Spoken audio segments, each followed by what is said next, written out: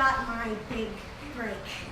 When I was 21 years old, I graduated from college and I moved back to Chicago, my hometown, to make it big as an actor. I thought it'd be cool to be a big fish in a small pond as opposed to going to LA or New York and becoming a statistic.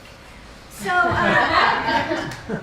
so I moved back to Chicago, and I actually had some minor success, possibly because I had this look. I'm 4'11". At the time, I was about 90 pounds, and I had this hair. I have photographic evidence. So I fancied myself an ingenue.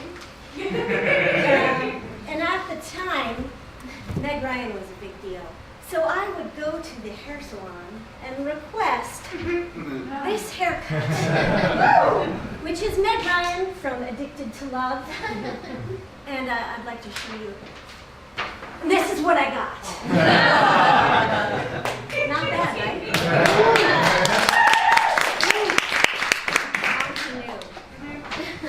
So I actually, like I said, I had some minor success. I booked an ad for Lake Forest Hospital.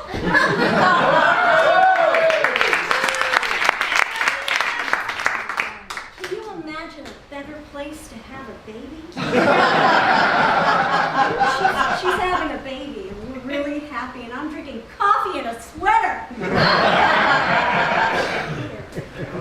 My Meg Ryan hair. Oh, wait, I have more success. I booked a Sprint campaign when Sprint was a thing. Casey, there's your flip phone. So yeah, so here's me. I'm holding a flip phone and meet at AJ's Cafe at 7:30 p.m. to discuss our plans.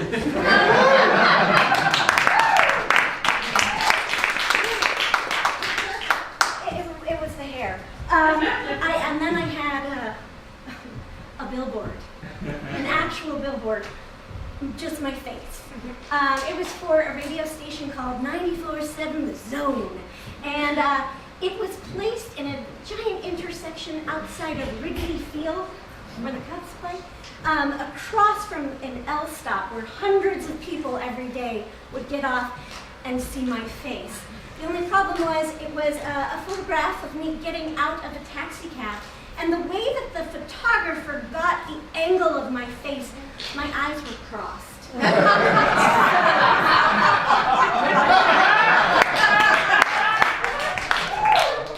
Minor success. So yeah, so that's the life of an actor. But I got a big opportunity to go to LA to read for a huge actor for a movie. I don't want to drop any name. You don't want to know, do you? Yeah. I'm not going to drop. Okay. His name might rhyme with phony balloon. I didn't get the part because actually another famous actor's daughter got the part. I won't tell you her name either. Well, I'll just a hint. It might rhyme with booze and Herandon. So she got the part. Her daughter got the part. So anyway, so I go back home to Chicago. I wait tables like a good actress, and I wait to get a call from my agent, and I get a call for an audition for a huge movie that is filming in Chicago. And now I am going to drop some names, okay?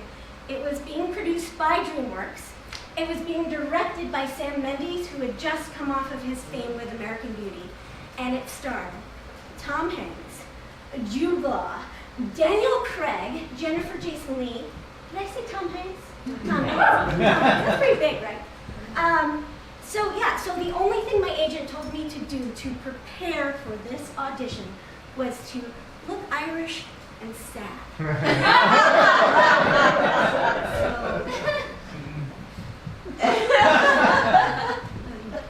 Top of the morning to you.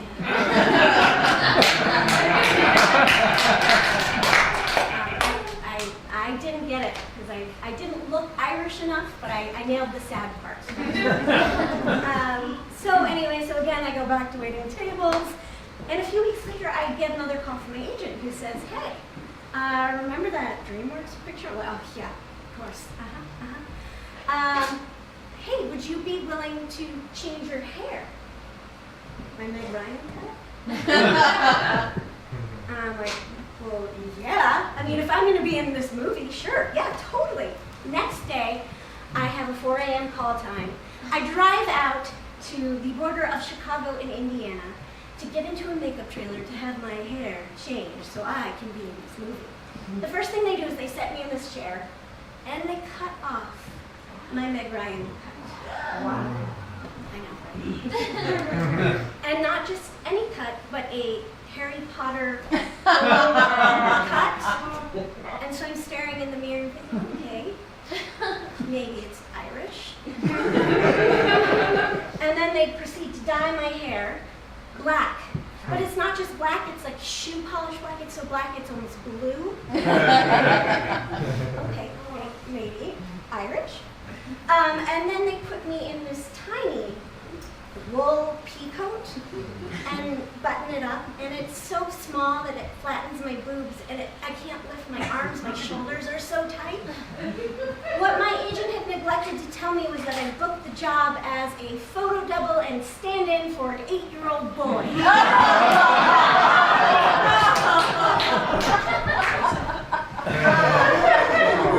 There's a hitch though.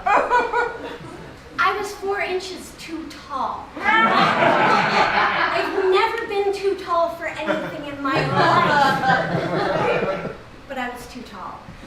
So, for those of you who don't know what a stand-in is, a stand-in is someone who is hired to somewhat represent the actor, resemble the actor. And they are tasked with standing on the mark so that the DP can line up the camera and the lights, and the actors do not have to be there on set. Great, right? So anyway, this one particular day, I'm in my little wool pea coat, and we are in a tiny set that is built like a bathroom, to resemble a bathroom. It's between me and the Jennifer Jason Leigh stand-in. And they are piping in steam, and there are lights much like this, probably a lot brighter and a lot hotter. And I'm standing in this room, and I'm noticing that Tom Hanks, Paul Newman, and Jude Law are there watching me set up the shot. They're not supposed to be there. And so I'm on my mark, and I am squatting as I have been told to do. And I'm thinking to myself, why is Tom Hanks here? And then I'm thinking, oh my God, it's fucking hot. And then I'm starting to see white dots floating in front of my face, and I can't see out of the sides. And boom, I go down. I fainted hard. Hey, and you know when you trip and you fall and you think somebody sees you, you jump up really fast? You can't do that when you faint. So everyone saw me faint. So yeah, they let me go home early that day, which was a big surprise. I go home. The next day I'm sitting on set, and I'm waiting there, and Tom Hanks approaches me. Woody himself. Hello. And I've never spoken to Tom Hanks before. I've always been so obedient. And hello, Mr. Hanks. And he says, I guess we're going to have to get you a crash helmet for the next time you work. They didn't tell you didn't need to do stunts. You'd think because I'm an actress and an improviser, I could have come up with some witty repartee to kind of engage Tom Hanks, and yet I stood there and did this.